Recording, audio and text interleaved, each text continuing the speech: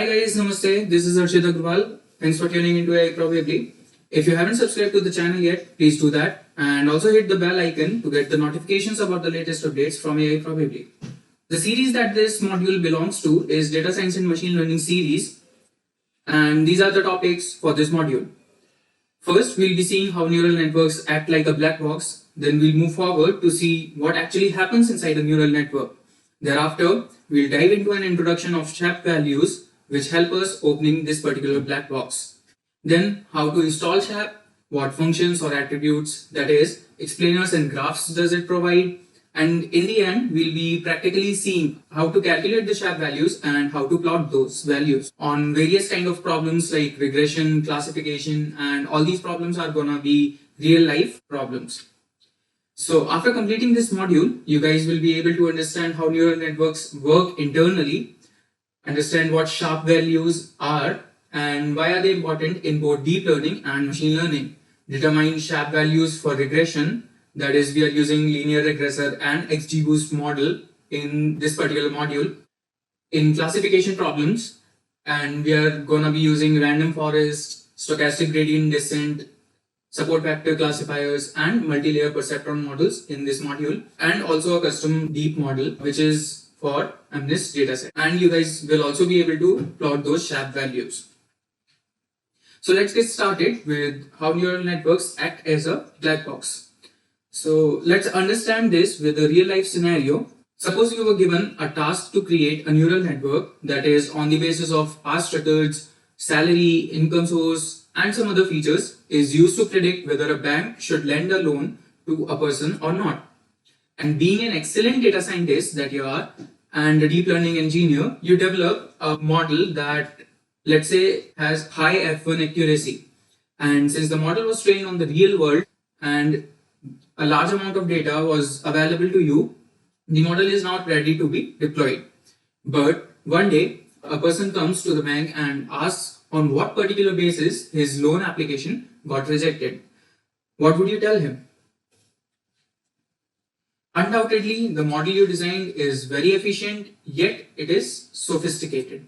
And you being the developer also don't know on what basis could the model have rejected the person's loan application. In the neural network models, we just provide an input and it returns us the output. We do not know what happens in the hidden layers, how the task is actually taken care of. That's why the neural networks are considered as a black box. But there are few tools which can help us to actually gain an insight about what happens inside this black box. Few of them are SHAP values, which we'll be extensively learning about in the next few slides, LIME, Interpret ML, ELI5, and many more. So let's go ahead and see what actually happens inside a neural network. Here we have an example of a face recognition model. So in the hidden layers, each hidden layer is actually responsible for extracting or identifying one particular feature of the image. We have our input image here, and what we can say is that the hidden layers 1 and 2 identify the edges.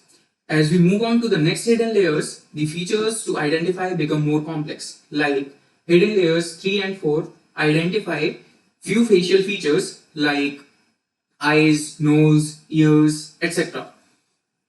And the hidden layers 5, 6 and 7 identify the complete face. Just like this, in every neural network, hidden layers work on extracting some particular features. So now let's see what are SHAP, that is Shapely Additive Explanation values, and how do they help in opening the neural network's black box. You may have seen or used techniques to extract general insights from a machine learning model. But what if you want to break down how a model works on an individual prediction? SHAP values, which is an acronym for Shapely Additive Explanation, break down a prediction to show the impact of each feature. Where could you use this? Just like the example we took in our previous slides that says a bank shouldn't loan someone money and the bank is legally required to explain the basis for each loan rejection. Or a healthcare provider wants to identify what factors are driving each patient's risk of some disease so they can directly address those risks and target them with the health interventions. So sharp values interpret the impact of having a certain value for a given feature in comparison to the prediction we would make if that feature took some baseline value. For example, let us consider some ultra simple model which says y equals to 4 into x1 plus 2 into x2. Here, the baseline value or the base value for x1 and x2 is 0.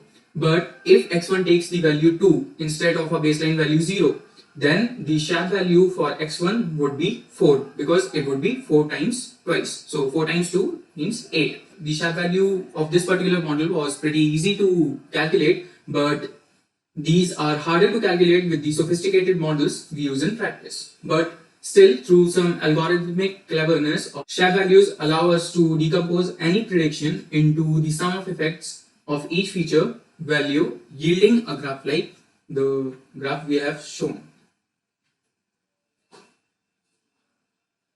So before moving on further, let's first know about the most crucial part, that is how to install Sharpe. As crucial as this step is, it is as simple as just typing pip install Sharpe and then just import Sharpe, and we'll see how to use it in the next slides.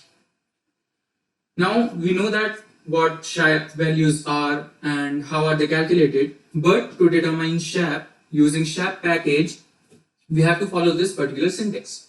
We have to define an explainer object which is some Sharpe explainer. Then we have to provide the model which we created and the test data set. Then to calculate Sharpe values, we just use the function explainer.Sharpe values using the test case. Here, Sharpe provides us with some Sharpe explainers like linear explainer, tree explainer, kernel explainer, deep explainer, and few others. The usage of these explainers depend on the model that we are using or the model that we have created. We'll be using all these explainers in our demo section of the video, so please hang on to get to know what these explainers actually do. But number without visualization are very hard to infer, right?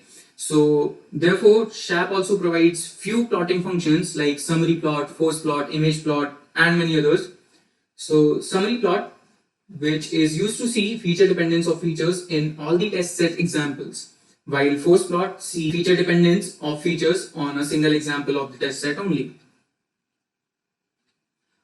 Now let's go to our demo section and see how we can actually leverage these Sharpe values on a real world regression problem using various models. As I told you, the most important step or the most crucial step, we have to install Sharpe. So in the first line of my code, I am just installing Sharpe using pip install Sharpe. Thereafter, we'll be importing all the required libraries, including Sharpe itself and pandas, numpy, and we'll also be importing few of the classifiers and regressor models. So we have like random forest classification, SGD classifier, logistic regression, linear regression, SGB regressor, that is XGBoost regressor, and others. So the problem that we have taken here is the housing price problem. The dataset which we are considering is the Melbourne City dataset, Melbourne City housing dataset, and the dataset, as you can see, has 13,580 rows and 21 columns. These columns include number of bedrooms, postcode, distance, latitude, longitude, and others. But one of the major thing which is a problem in using this dataset is these NaN values. So we can see a lot of NaN values in this dataset, like here and here also. There is a need of cleaning this particular dataset first. For cleaning the dataset, we are using drop NA function, we are using fill NA function, and we'll be filling these values with some constant values, with the mean values, and for some values we'll be using the forward fill method. So thereafter, here we can see now the data is pretty much clean and it does not have any null values. It's time to create our vectors. Since the output of the model is going to be the price of the house, df price would be my y vector, while all the other columns or all the other features which have the data type as int64 or float64, they'll be considered as the x vector. We are not considering the features which have their values as a string because If we have to use them, we'll have to convert those string values into integers, and let's not dive into that. We'll only use the features which have the values as integer or float. Then using the train test split method, we'll be creating our training and testing data set. So here comes our first model, that is linear regressor, and we'll be creating a linear regressor object. Thereafter, we'll be fitting this particular model on our training data set. Then we'll just see how this model is working. For the training example, with an index of 12,496, we are getting the predicted price as 7,29,651. And the actual price of this particular example is 7,97,000. So you can see the model is predicting the price, though it is not very good prediction, but yeah, it is predicting the price, which is close to it.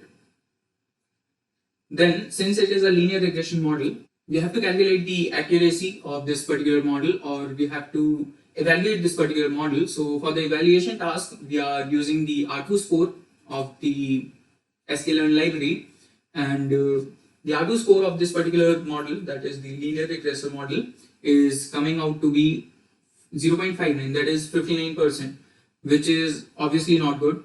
Then we'll jump on to calculating the SHAP values of the linear regressor model, which is the main task of this particular demo. So to do that, as I showed you in the presentation also, we'll be following the same syntax where we have explainer SHAP dot sum SHAP explainer. So here we are using linear explainer, and we are providing our linear regressor model and our validation data set, validation X. Then we'll be calculating the SHAP values, which is explainer.SHAP values on the validation dataset. In the end, we'll be plotting the summary plot. Here we got this summary plot of the linear regressor model. But what does it say? What does these lines mean? Let me change my theme to light so that you can see what these graphs actually say.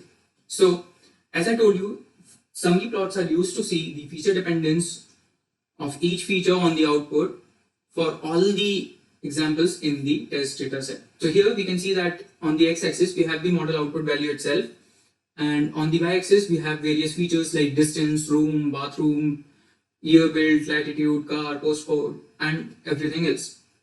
And what we can see is that these color codes represent the feature value. So that means the color blue represents a low value for the particular feature, and color code red indicates the high value for the feature.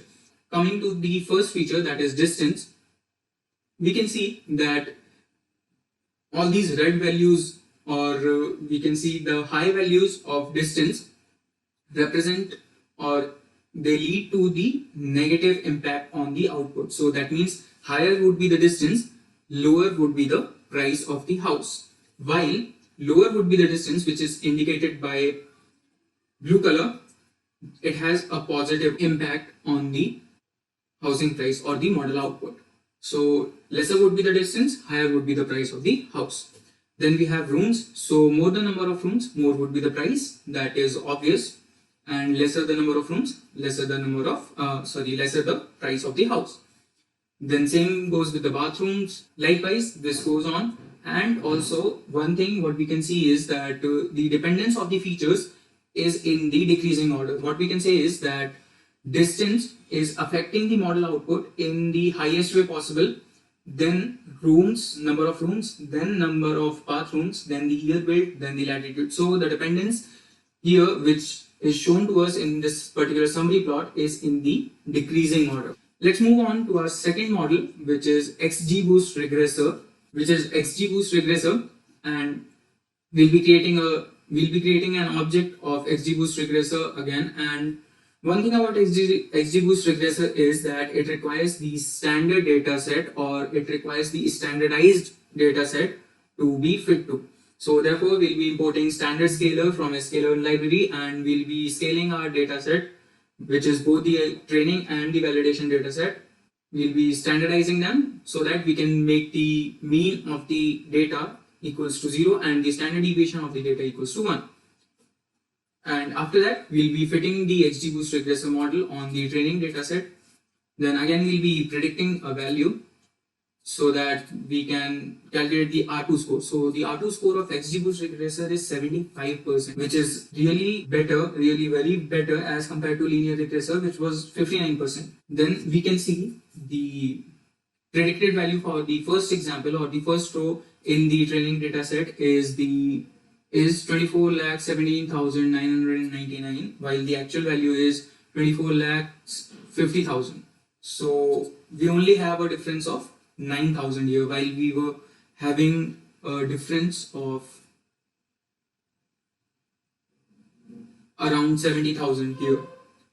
So you can see that definitely XGBoost regressor is working very well as compared to linear regressor.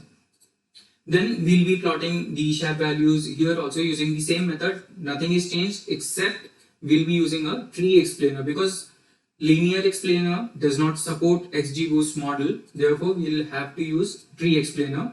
So here also you can definitely see the lines are finer, and